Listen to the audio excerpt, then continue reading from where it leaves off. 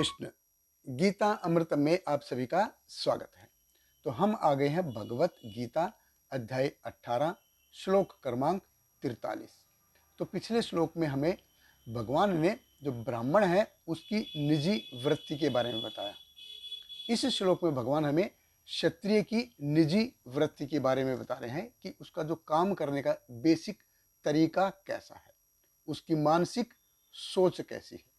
तो भगवत गीता अध्याय 18 श्लोक क्रमांक 43 भगवान कृष्ण कहते हैं, शौर्यं तेज धृति दाक्षम युद्धे च अपि अपलायनम दानम ईश्वर भावश्च शास्त्रम कर्म स्वभावजम।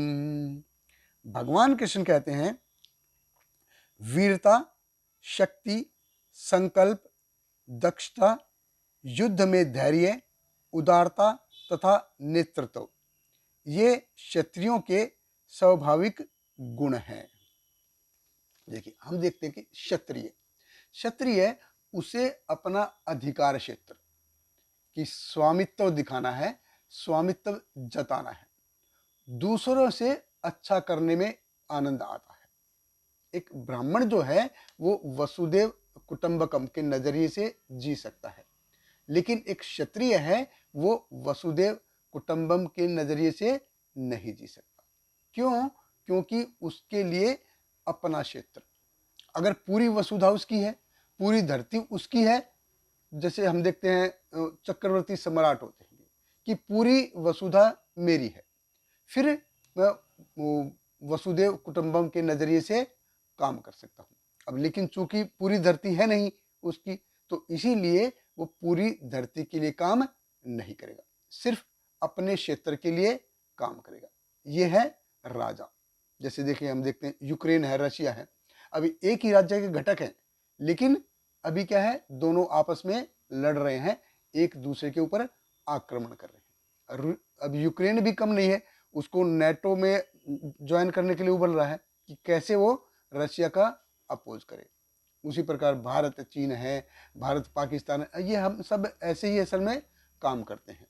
यूएन समिट में जाके बड़े बड़े भाषण देते हैं, लेकिन कार्य करते समय सिर्फ अपने क्षेत्र को ही देखते हैं। तो भगवान कृष्ण कहते हैं, शौर्यम, शौर्यम अर्थात हीरोइज्म, वीरता की पावर दिखाने का अवसर कहाँ पे मिल रहा है, कि मेरा नाम कहाँ पे आ रहा है, ये दिखाना है, ये है हीरोइज्म। तेज, तेज यानी कि वो अपना प्रभाव हर जगह पे छोड़ेगा, हर क्षेत्र में अपना प्रभाव छोड़ेगा कि उसका नाम होना ही चाहिए। अभी ब्राह्मण कैसे कार्य करता है? ब्राह्मण वो पर्दे के पीछे कार्य करेगा, जैसे होता है ना बैक स्टेज एक्टर, कि वो पर्दे के पीछे जाके काम करेंगे। पर्दे पे सिर्फ दूसरे आदमी आते हैं, लेकिन पर्दे के पीछे दूसरे रहते हैं, उनको नाम नहीं चाहिए।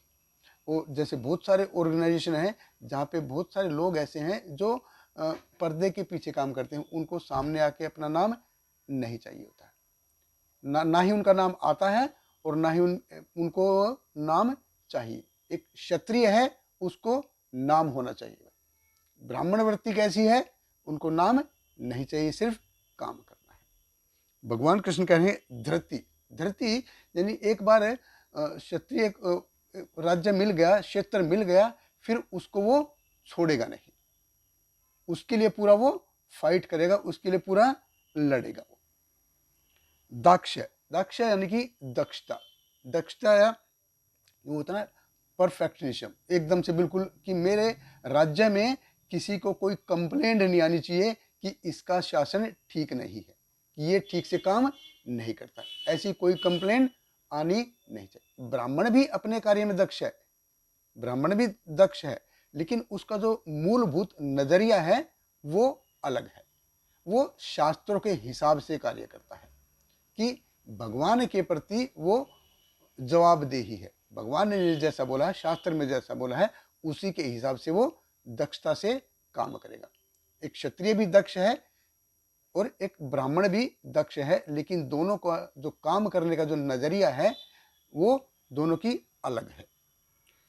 युद्धे च अपि लायनम, अभी कोई भी युद्ध में उसको चैलेंज करेगा कोई ललकारेगा तो वो पीठ दिखा के भागेगा नहीं, उधर ही डटा रहेगा, चाहे उसकी मृत्यु हो क्यों ना हो जाए, लेकिन वो युद्ध से भागेगा नहीं।